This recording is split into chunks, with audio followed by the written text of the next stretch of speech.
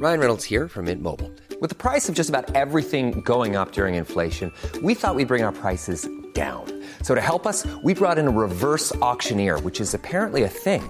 Mint Mobile Unlimited Premium Wireless. How to get 30, 30, bit to get 30, bit to get 20, 20, 20, bit to get 20, 20, bit to get 15, 15, 15, 15, just $15 a month? Sold! Give it a try at mintmobile.com/switch. $45 upfront payment equivalent to $15 per month. New customers on first 3-month plan only. Taxes and fees extra. Speed slower above 40 gigabytes. See detail.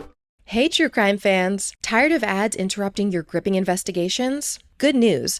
With Amazon Music, you have access to the largest catalog of ad-free top podcasts included with your Prime membership. After all, ads shouldn't be the scariest thing about true crime. To start listening, download the Amazon Music app for free or go to amazon.com/ad-free true crime. That's amazon.com/ad-free true crime to catch up on the latest episodes without the ads.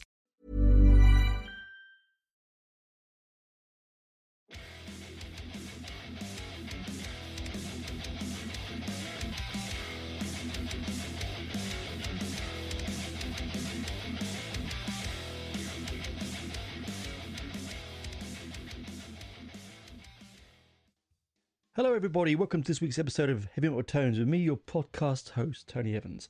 Firstly, a little bit of housework. I unfortunately misquoted a name last week from one of the members of the band, Bathory before. They were Bathory, I think it was. Anyway, I do apologise. That was pointed out to me. As I've always said before, I do make mistakes. You know, I'm human and I make notes, and if I flick through to the wrong page or miss a bit I've written down, these things happen. It is also unscripted, as I did tell the listener, and they were very appreciative afterwards. Also, just sort of get it out of the way, if you do like this show and want to subscribe, please head over to my Patreon page, which is patreon.com/Heavy Metal Tones podcast. I know it's a long name. I probably should just made Heavy Metal Tones, but I can't change it now. So it's Patreon.com/Heavy Metal Tones podcast, all one word.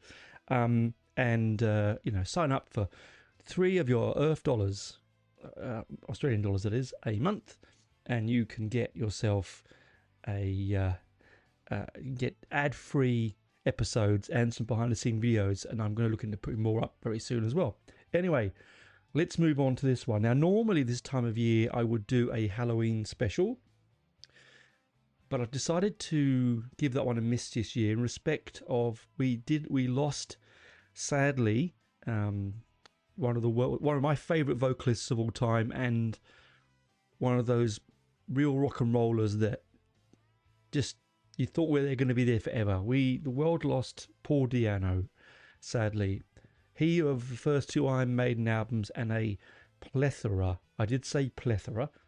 Do I have a plethora of albums? Yes, I have a plethora of albums.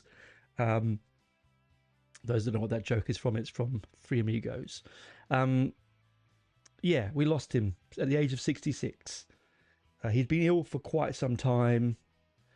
I first came across Paul when I was about... maybe 8, 9, when my brother brought home Iron Maiden on its just after its first release, because he saw them with DiAnno before they were signed, and I remember he was he loved them, and he brought home the album Iron Maiden. I was stunned by the cover. I loved the music, and I liked Paul's mix of punk and heavy metal. He really, from a ex-punk, he embraced the old heavy metal scene well, and he added a mix that no one else could quite give.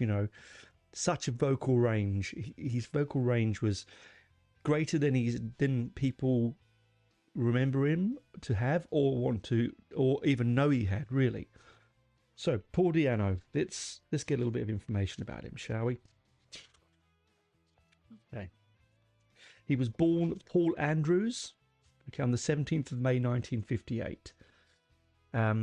His father was Brazilian, so he had a dual citizenship, and he lived in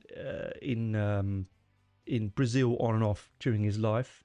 He started work as a butcher and as a chef, in hotels and restaurants. He spent his youth in and out of local bands. His first band was a punk band called this is an awful name, but at the same time, it was that era. It was the era of the Paedophiles. He took the name DiAnno because he just wanted to stand out and be different instead of Paul Andrews. And at the time he was Paul Andrews, he was introduced to Iron Maiden by Steve Harris's ex-bandmate Doug Sampson, drummer, who was with in Harris's first band Smiler. And he, after meeting and joining the band, he changed his name to DiAnno. He was married 5 times and had 6 children. What a shame that he's left them behind. You know what I mean? He also, later in life, and it's such an East End thing to do, because he was born in Chingford in Essex, which is, it's Cockney territory. He claimed that because his name was DiAnno, he could get Italian citizenship. I thought that's for me, that's such a DiAnno thing. It's such a barrel boy, thing to do, right? And apparently, so the legend goes, is that Rod Smallwood, the manager of Maiden, he didn't actually like him very much, and he found out that he'd been arrested for showing off his pocket knife in public. But all these sort of things came to, and he joined the band, and as we know, recorded 2 of the world's most prominent new wave of British heavy metal albums, Iron Maiden and Killers, from 79 to 81. These were with the band, and he left Maiden. I mean, this is probably news to everyone anyway. He left Maiden due to the fact that he was having drink problems and drug problems on tour. He was struggling to be up for the rigorous tour schedules that Maiden would have. And I've said it before. I think that would the band be where they are if DiAnno was still singing with them? Probably not. And that's not a stab at Paul, because, as I said, he's one of my heroes. It's more to do with the fact that his vocal range, even though it was good, was never going to match Bruce's. And Bruce's and where Steve wanted to take the band in a proggy kind of more dynamic vocal way. You could only do that with Bruce, to be honest with you.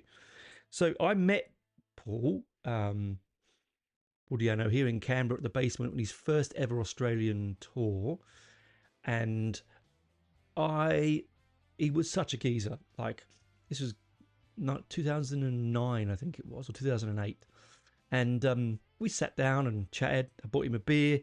He signed a few of my things. He put on a fantastic show. I know there were people who left. I know people who left because they thought his voice was terrible, and he did Remember Tomorrow, and people just left because he couldn't hold the notes. And I looked at these people and I thought, what a bunch of dickheads.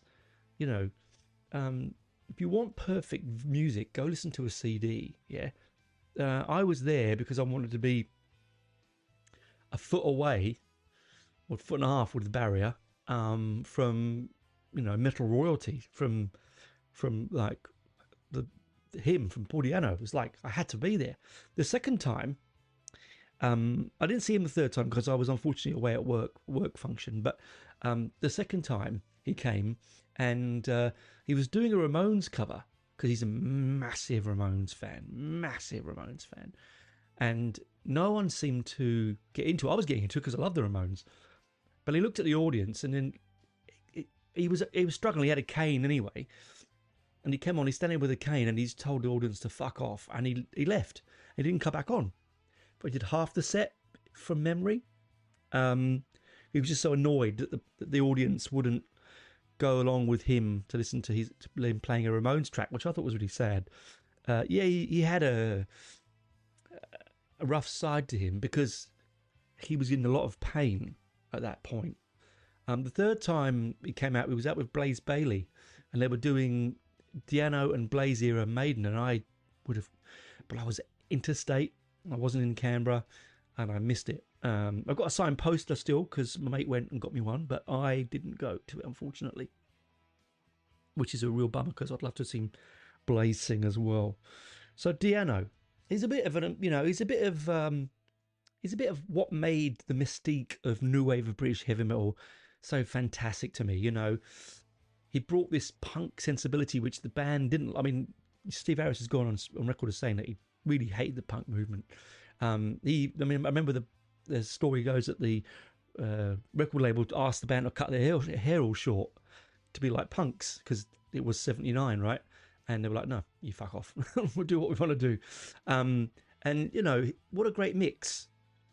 You know, he's just this enigma. He like John Lydon, his voice is, it can be limited, but it's also extremely personal. It can only be DiAnno. And like I say, with Lydon, it can only be Lydon, right?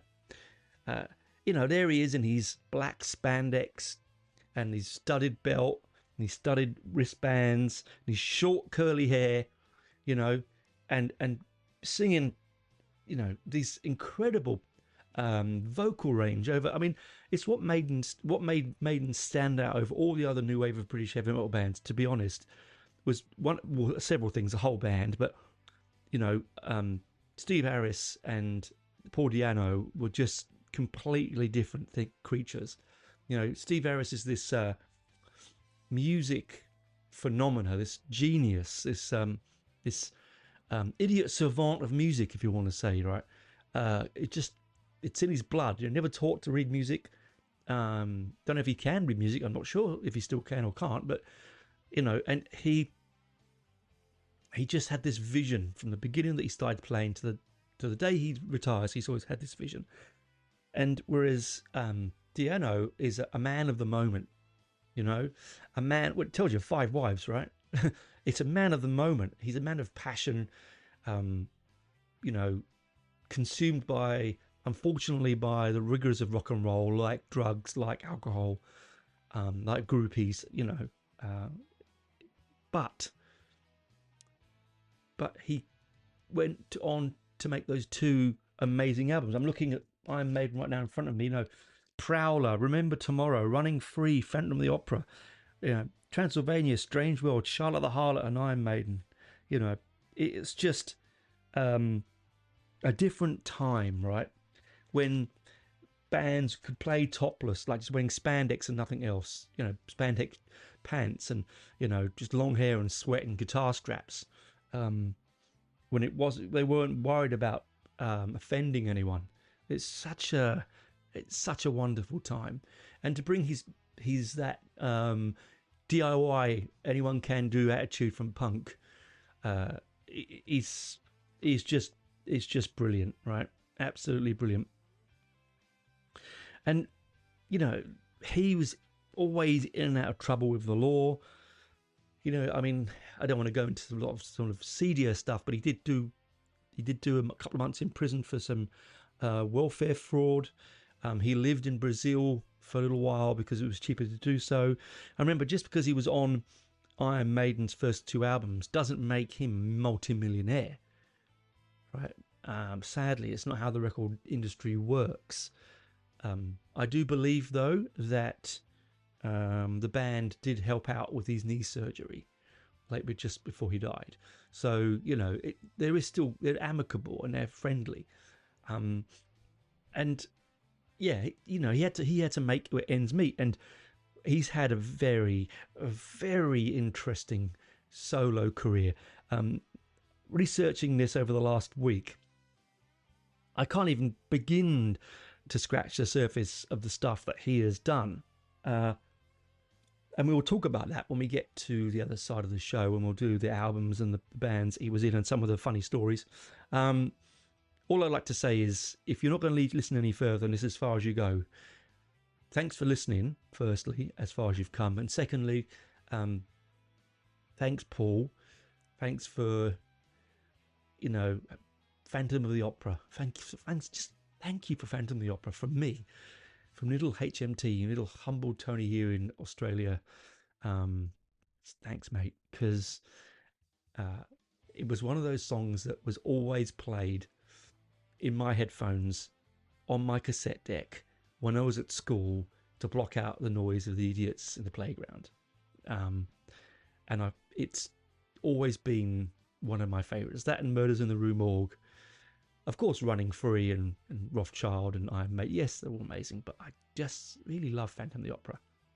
Anyway, that's enough for this side. I'm going to go and get a drink. I'll stop it there now, and you'll have some ads. But if you're listening to this on Patreon, I'll be back right in a second. How did you actually sleep last night? If it didn't feel like your very best rest, then you need to upgrade to the softest, most luxurious bedding from Boll & Branch. Their signature sheets are made from the finest 100% organic cotton and get softer with every wash. Millions of sleepers love their sheets, and right now, you can feel the difference for yourself during their biggest sales of the entire year. Hurry to bollandbranch.com to shop their best offers. Limited time only. Exclusions apply. See site for details. Hey, true crime fans. Tired of ads interrupting your gripping investigations? Good news.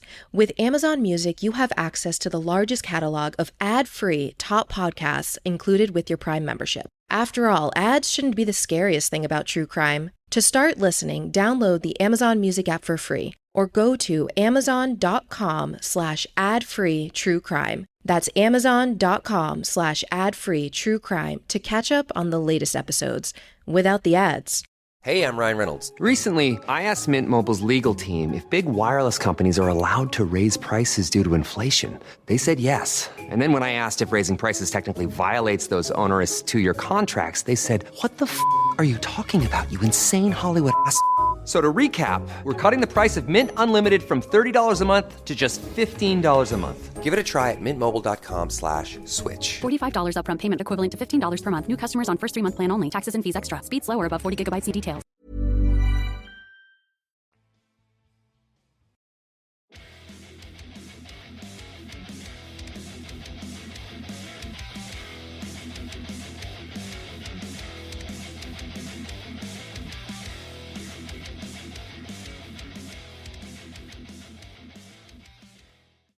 Welcome back, listeners, to Hymn Tones. This is the Paul DiAnno tribute episode. As I said over in the first half, very straightforward biography of him. Do read his book, The Beast, which is a really good book full of lots of information. I've dived in and out of it for this. Some really interesting stories. But after leaving Maiden and right on the verge of being one of the biggest bands of the era, it would be churlish of me to think that he would just brush itself off and go on and make, himself the biggest singer, but we know that isn't going to be the case. He could have slipped back into his punk ways, but I think he saw the fact that was on the wane and that metal was on the rise, particularly around that period of time. So he had plenty of solo projects. He dipped in and out of different bands through different years. Okay. Oh, sorry. Also, I got told I ummed and ahed too much last week. That I apologise, because it's not very professional. And I did at that time last week. I was struggling a little bit mentally, and I had to put the episode out, and so sometimes you end up, you take enough notes to think yourself covered, and other times you think you just can't get your head around it, and you just push on. So I do apologise if that really annoyed anyone last week, and the listener he's probably not going to come back anyway, but the one that was complaining, well, again, I apologise. Now, as I said, he has a really interesting solo career. He had a solo band, a one-off album called DiAnno. in 1984, with 2 singles off it, one only released in Japan called Flaming Heart.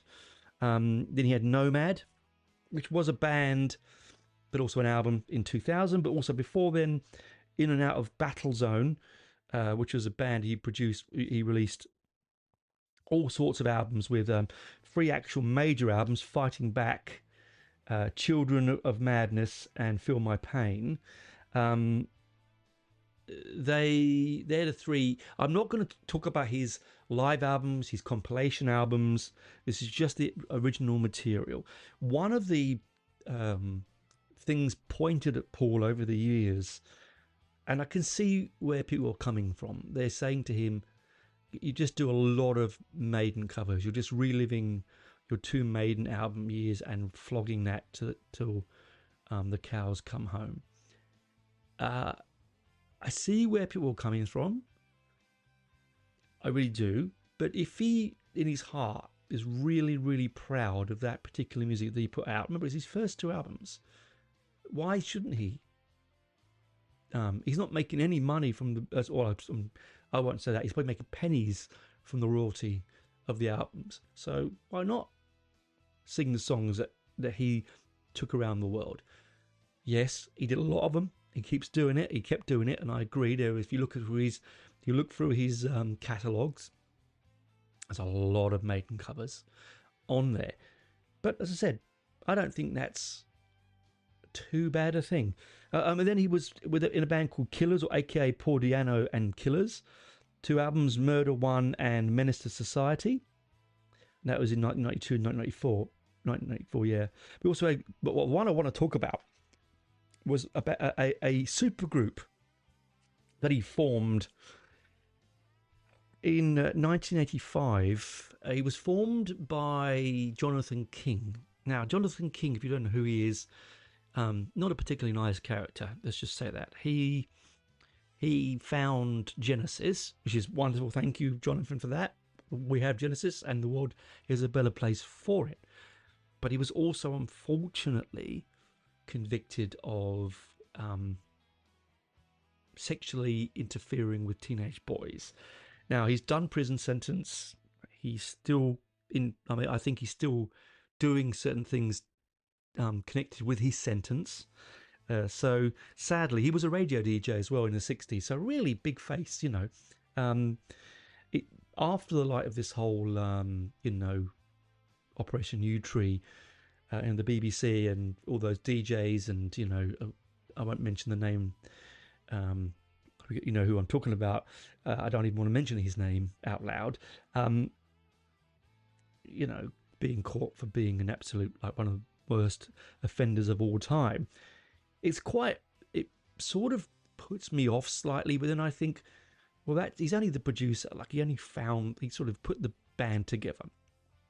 But Gog Magog it's 2 people. It's Gog and Magog, isn't it? From the Bible, I believe. It is from Ezekiel, the book of Ezekiel, 38, verse 1, chapter 2, I think it says. I wrote it down there. I don't read the Bible. Sorry, listeners who know a lot about the Bible. I myself am a bit Bible illiterate. So it just said 38-1-2, and I assume that's book 38, page 1, verse 2, or whatever. Chapter 1, verse 2. So the supergroup. What a supergroup. Listen to this. Now, if you read this lineup, and you hadn't known it before, you get ever so slightly aroused by it. I'm very excited by this lineup. Oh, it gives me the chill just thinking about it. Paul DiAnno on vocals, Clive Burr on drums. Well, the fantastic Clive Burr. Sadly, he's also passed away. Those who don't know who he is and new to the show or new to metal, Clive Burr was Iron Maiden's first drummer. Passed away from MS. Yannick Gers, who is now the guitarist for Iron Maiden, who was the guitarist for White Spirit, Gillan, and Bruce Dickinson, and Fish, one of my favourite prog vocalists, on guitar. Pete Willis on guitar, formerly of Def Leppard, on the first EP and the first albums up to Pyromania. Wow. and Neil Murray on bass. And I saw Neil Murray play with Black Sabbath in '89 at the Hammersmith Odeon Headless Cross Tour. He's also played with Whitesnake, the Brian May Band, Gary Moore. Okay. How could you not? You get that lineup and you go, oh my God, solid gold. And Clive Burr genuinely thought this was going to be a bigger band than Maiden. Because if you think about it, at that point, all those members of that band had been in big bands. Big bands, of the scene at that time.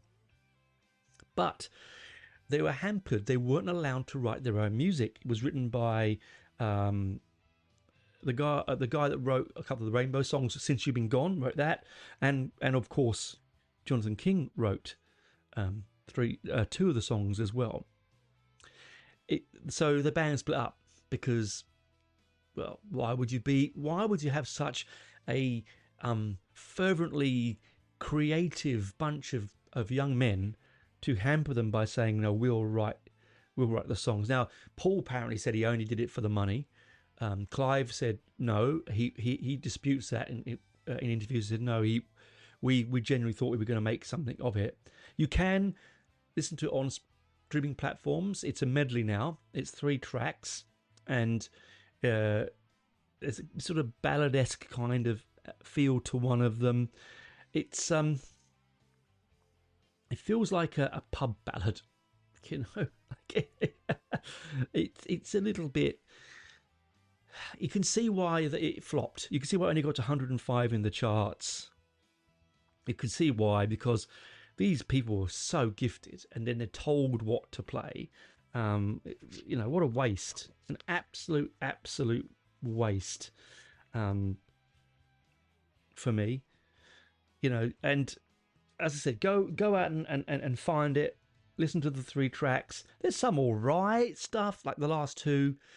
But you can tell that it's not what Paul would sing. It's certainly not what those guys would play. And to be fair, Clive is majestic on the recording. I mean, as ever, consummately brilliant drummer. He recorded this just before he got really sick. He left the band because he was sick, but before he got really sick. And Paul and Clive were very good friends. And I remember when Paul came over the first time, he was doing a thing called Clive Aid. So he was raising money for Clive Burr before he passed away to help him out. And you could give money at the gig. And I remember a portion of the tickets went to Clive Aid. And I was really, really impressed by that, to be honest. As I said, you can hear it on stream platforms. It is now as a medley. But Gog Magog, where could it have gone? It could have been something amazing. Oh, it's so sad. Absolutely terrible. Oh, dear. And then, I said, this is not in order, right, guys? Because he was been in and out of all sorts of bands, but his first major release as a full-length player was DiAnno. It was mainly released in Japan, but it did make its way over to Europe and to America, to Australia, where it did very badly in the charts. It was a sort of a mishmash of Americana and AOR. Now, if you don't know what AOR, it means it's adult-orientated rock, or middle-of-the-road rock, yeah? Think Journey, think Foreigner, that kind of thing. The original band was called Lone Wolf when he came on board and moved away from his new album sound. Personally, pardon me, it's actually had a very funny, very, very funny story behind its name. So in Japan, it's called Two Swimmers and a Bag of Jockeys. And you think, hang on, what? And I even myself, who was acquainted very thoroughly with the ways of the Cockney, being from a family of Cockneys, I didn't even put it two together. But two swimmers is two fish, and a bag of jockeys is a bag of chips.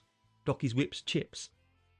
So in Japan, it was released as 2 swimmers and a bag of jockeys, which translates to two bits of fish and a bag of chips. Oh, I just love that kind of craziness that you get in other markets where you can just play around with it because they probably don't know you, and you can just be a little bit stupid, you know. It didn't do very well. It failed to make much money, and so the band sort of split up, you know, which is a frustration for DiAnno and for the other guys in the band. I mean, I think what it says to you is don't move away from a sound you know well. And I have listened to this album again. I haven't listened to it for a very long time, and I listened to it again last couple of days, and it is a disappointing album. It's frustratingly disappointing. I don't want to be negative, but I can't find a redeeming feature for it. But you know, I'm sure there's people out there listening to this who absolutely adore this album and this version of DiAnno, and you know, be my guest. But long has this album been of much chagrin to me because it doesn't have DiAnno's punk sense of rebellion. It doesn't have the creative chuggy bounciness of British new wave of British heavy metal.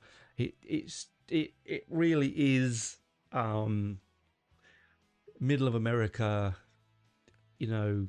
And I mean this in the nicest way when I say this, Dire Straits listeners, yeah? I love Dire Straits. I don't mean it in a bad way, but you have to understand what I'm picturing. You know, your uncle, you know, that the uncool uncle who wants to be cool, so he's got a 2-piece denim outfit with a couple of patches on, and you know, really he'd want to be listening to Steely Span, but to be cool with his nephews, he's listening to a bit of, you know, I'll listen to some heavy metal. Oh, no, DiAnno. He wasn't in Iron Maiden. Oh, okay, this isn't too bad. That kind of stuff. And again, due to bad spirits in the band, and just things not getting on with each other, they split up. Yeah, but they would meet up again later on in a few years' time on other projects, some of them. So it wasn't all bad, I suppose. And then he forms Battlezone. Now, Battlezone was originally called Strike, but he changed the name to Battlezone after a comic book. I don't know which comic book that is. Those that are comic book aficionados, please do write in and let me know.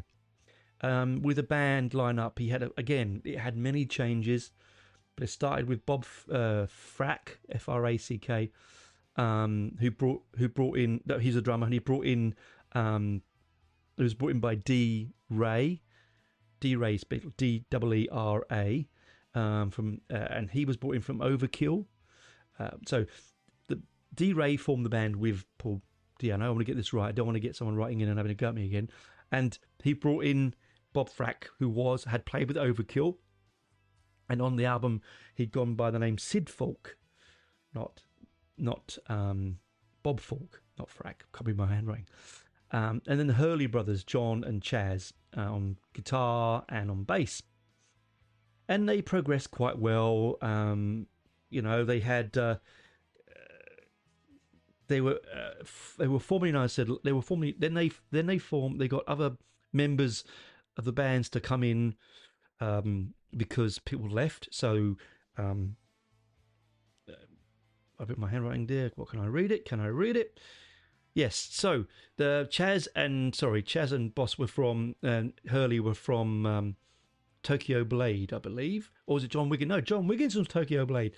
Turning my handwriting. Oh, my handwriting. So they brought in a guy called John Wiggins who had been in Tokyo Blade and Lone Wolf. So I told you. So all comes round again, right? All bands catch up with each other. And as I said, it was a few lineup changes. In came John Hurley and John Wiggins, and then from Deep Machine and Iron Cross. As one of them had left because he didn't feel comfortable in the band, he didn't want to be in a band, didn't want to tour. And you hear that stories all the time, don't you? I don't want to tour. My girlfriend says, just get a house and settle down, and the band becomes multi-millionaires. It's hilarious. And one of them, Adam Parsons, is the one that came in from Deep Machine, and he was originally called A.D. Dynamite while he was in the band called Aunt May. I mean, these little bits of information, I've never even heard of Aunt May. I couldn't even find much information about him anyway, as it was. Then it was short-lived. He was replaced by Vince Hoare, Hore, from a London glam band called Belladonna, which had been originally Hell's Bells, which was a sort of punk band fronted by Paul Quigley. I have actually listened to Hell's Bells, and I've actually listened to Belladonna. I don't like glam, but I do. It's on a compilation album somewhere. Then Falk was replaced along with by Danish bassist Pete West, or Pete Vester, on the first album, Fight Back. And it was mainly written by John Hurley and a couple of tracks by Falk. Again, it's, for me, if you listen to Battle Zone, it's a mixture of genuine new wave of British heavy metal kind of music with sensibilities, same that kind of motifs thrown in there. It can be kind of early speed thrash. It can be early. It's some doom in there. It's a mix of everything, really. According to the biography by Beast, his biography, John left the band, and so did Bob, because John was an ecomaniac, and Bob had become a liability on the drum kit. So, ex-Persian Risk, Welsh new wave of British heavy metal band Graham Booth and Steve Hopgood joined. Hopgood on drums and Booth on bass. Bath, so not Booth. And it's not a bad album. Again, I don't go back to the Battlezone albums. I have them. I don't go playing around on them too much.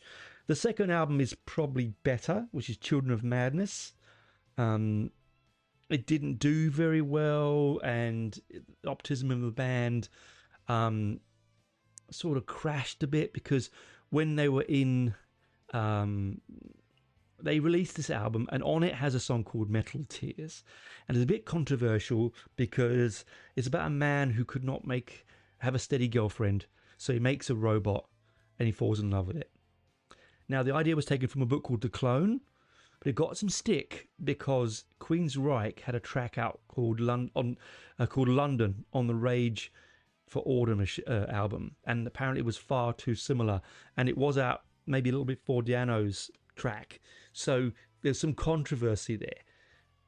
This I've listened to both, and I don't really get it. I get that conceptually it's very similar, and there's some musical tones that are similar, but unfortunately that's the same with all music, isn't it? I mean, you'll notice that later on in his solo career, a lot of his work sounds like early Judas Priest, and I'm not going to complain about that. But I would say I would much more prefer Children of Madness as an album than Queensryche's album Rage for Order. I'd like Queensryche, but in small doses. Again, the band didn't last long, and it split up again just after its tour. And it seems to me, by reading all this, that there's one common denominator when it comes to this, and I think it's Paul. There's drugs, alcohol, yes, but Paul, I think, was a tougher boss than I think a lot of these guys had expected, and they basically all went their own way. And when they were overseas touring in America, he had to, while they were on tour, the band split up, they all left, and so to fill commitments, he had to get a cover band or a backup band And so he got Randy Scott on guitar, Dave Harmon on guitar, Eddie Davison on bass, and that basically, and Hopgood stayed on drums. So it became that new band, but without management and without a direction.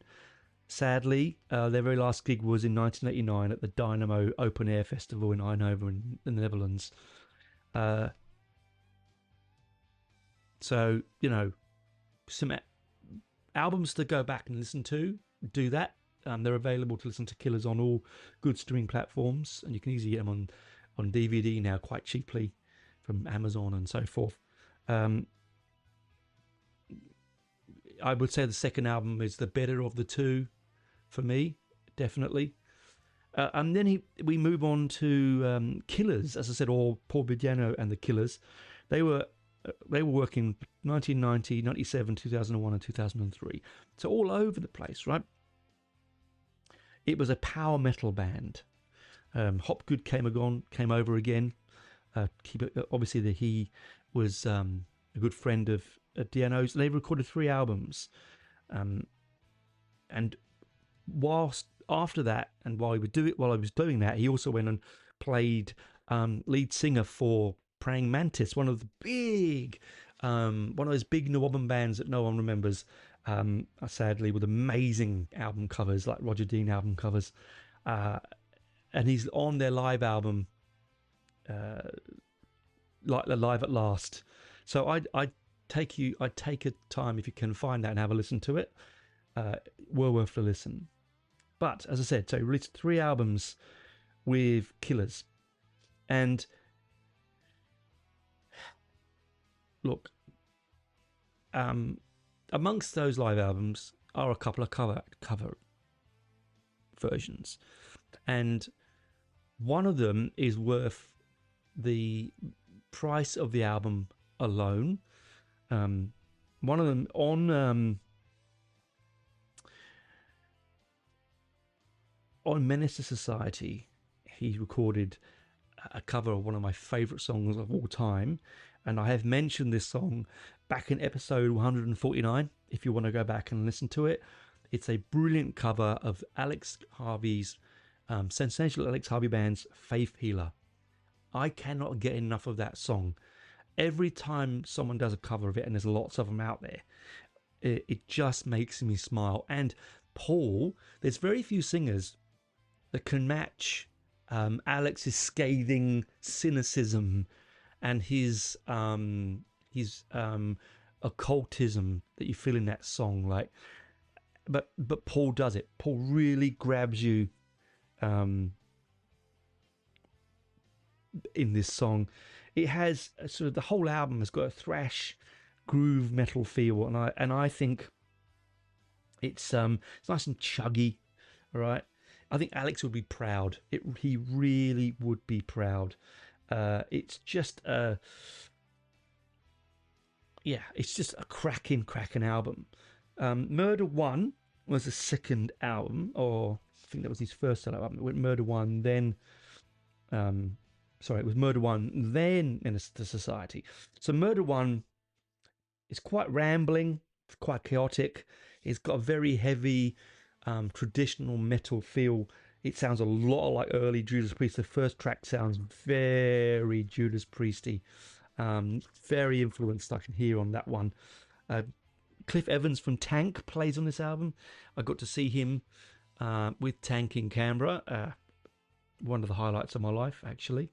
It's a brave album, considering that when this was released in the early 90s, metal was on the wane, was on the way out.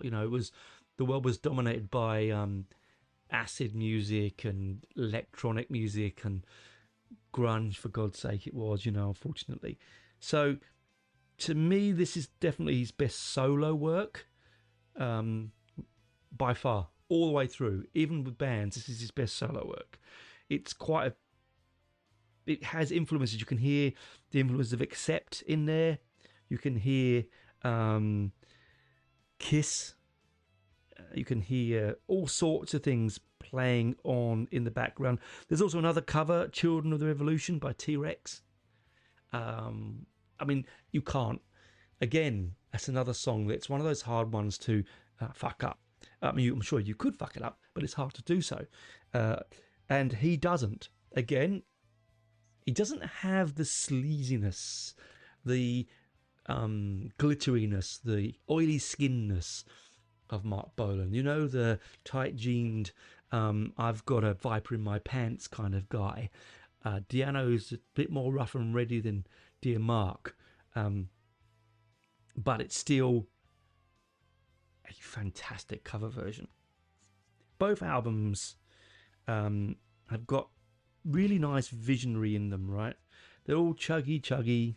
My favourite of all the songs, though, of the both solo albums, and is Marshall Lockjaw. I had it on a compilation album.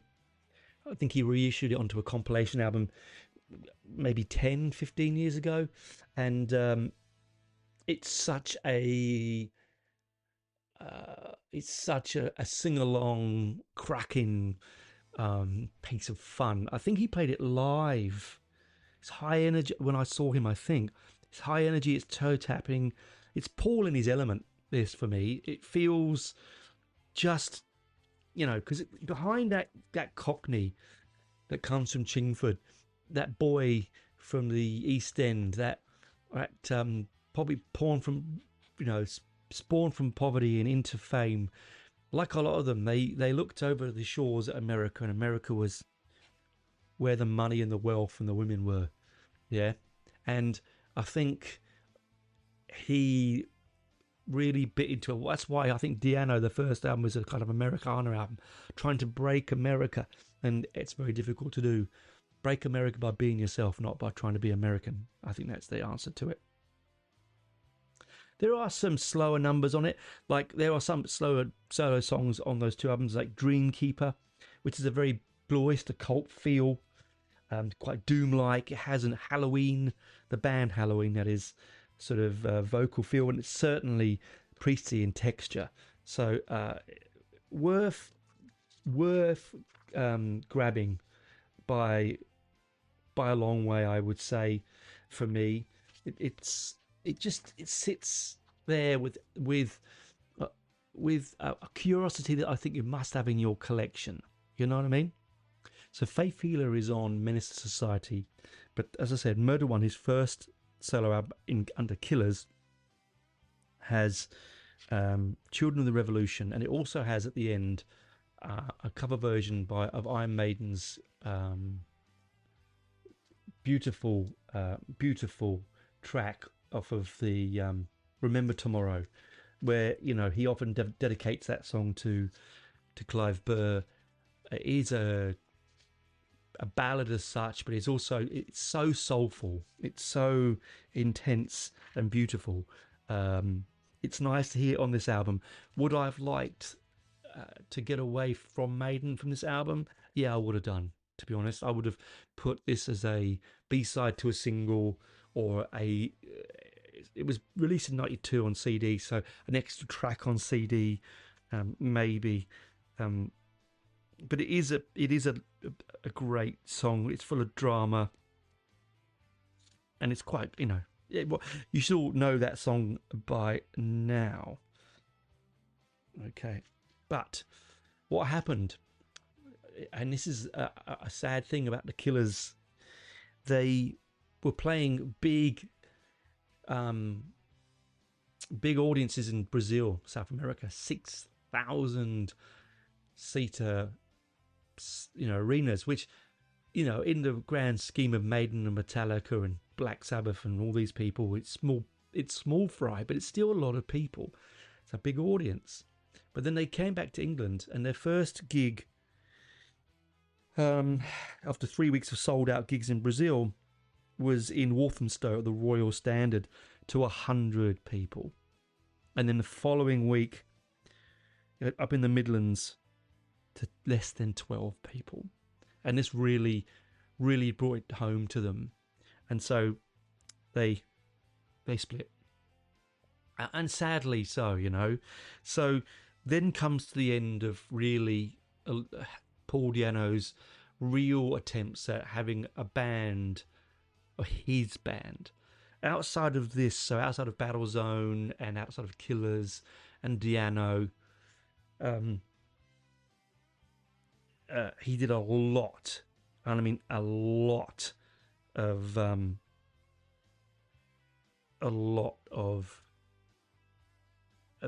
tribute albums, all sorts of musicians. I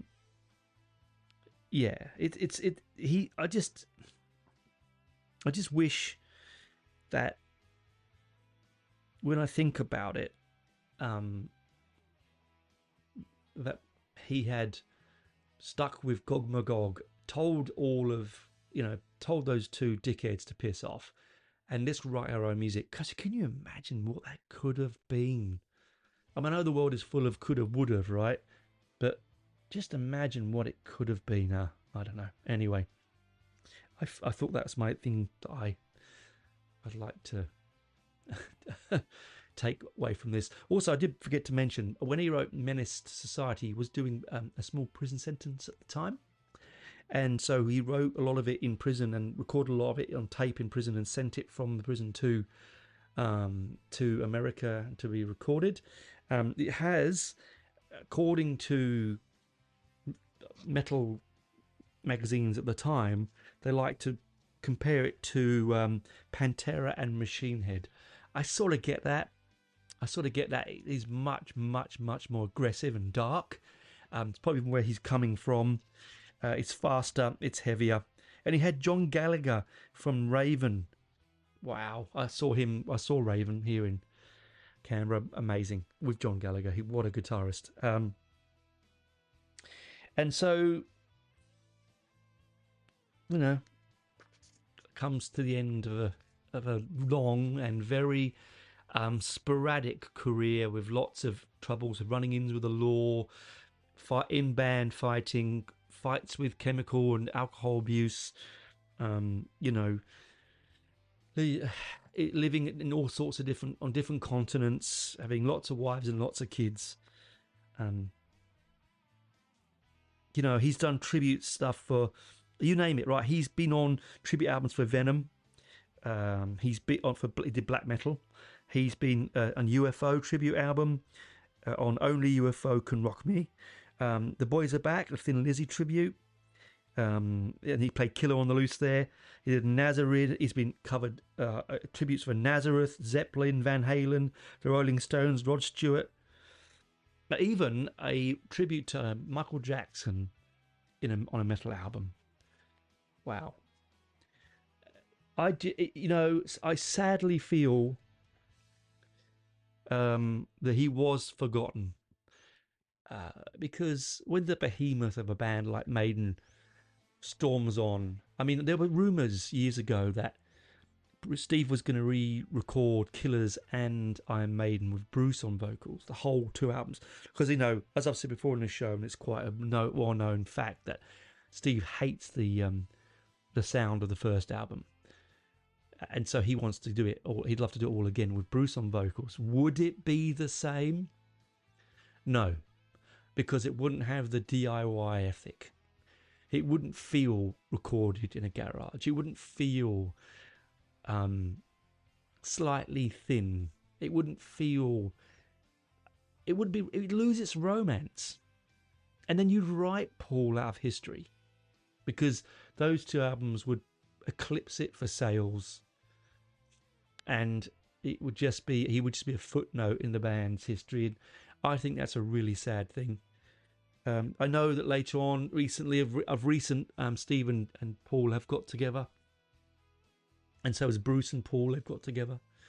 I think that's a good thing to do. There should be no bad blood. He left the band knowing that he was not fit to do his job, right? And you have to think of the band as a whole, not as one single member.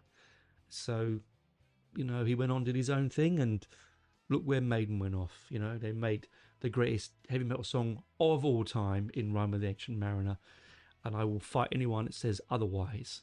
I'm rolling my sleeves up as I say it. Can you hear that? There you go. Come at me. I'll tell you how to knock you down. So But we have at our fingertips in streaming and secondhand vinyl and CDs and whatever format you want, you can grab nearly all of Paul's post Maiden stuff. He did some punk stuff. I mean, he's one of those geezers that we all knew as kids. He's a bit like my brother. Honestly, I look at him and I do think of Michael. My brother Michael was a bit of a geezer like him. Doesn't take falls lightly, and he'd push him too far and see what happens. And not scared of his shadow, let's just say that. But he had an amazing voice. He had an amazing presence. I am unfortunately not lucky enough to be old enough to have said I've seen him live with Maiden, but I am privileged to say I've seen him live twice on his solo careers, both of them basically covering first two Maiden albums, with occasional solo song put in. But it's an abiding memory in my life. And the photograph I have of him, we're sitting together chatting, and he's near a pile of CDs at the basement here in Canberra. It was like 5 o'clock in the afternoon. We got there to chat because we wanted to get early and catch up with him. And it was just, a wonderful, wonderful thing. And I can't honestly say that I would take that memory take that away anytime soon. There was not many people there. There was probably about 25, 30 people in both of those gigs that I went to. Those that were there will remember it. Those that walked away were idiots. I'll say you and say nothing else. Anyway, they know who they are. I'm sure they do. Thanks, Paul. I hope you're up there. If there is an up there, and you believe there's an up there, because I know that you're from a mixed religion. You were a Muslim for a while. I know that after your father's religion, and I know that you denounced all kinds of religions. But wherever you are, I hope you're up there with the Ramones. All of them. You're there with Motorhead, with Lemmy, and all of Motorhead. You're up there with Clive, and you're giving it rice, mate. As my dad would say, giving it all you got, 100% and no less. And if we listen carefully, I'm sure on quiet nights when the air is still, you can hear him up there playing Killers and Rothschild, and maybe even a few Ramone songs. Just listen carefully. There will only ever be one Paul DiAnno, and sadly, we don't have him anymore. So, on that maudlin note, please do go away. Please do forgive me if I've got anything wrong. I do my best. Like Paul, you do your best. Give it a go. Listen to his stuff. Not just Iron Maiden and Killers. As I said, Battlezone, DiAnno, if you really want to go there. Killers, Gog Magog, definitely. Even though it was something, could have been golden, couldn't it? Could have been golden. Anywho, thanks for listening. If we listen to him and his music, his memory will never go. Thanks, Paul. Thanks, Clive. Well, I never did a show on Clive because I didn't have a show then. What a drummer. What an amazing drummer. Anyway, bye for now. Talk to you next week. Keep safe. Bye.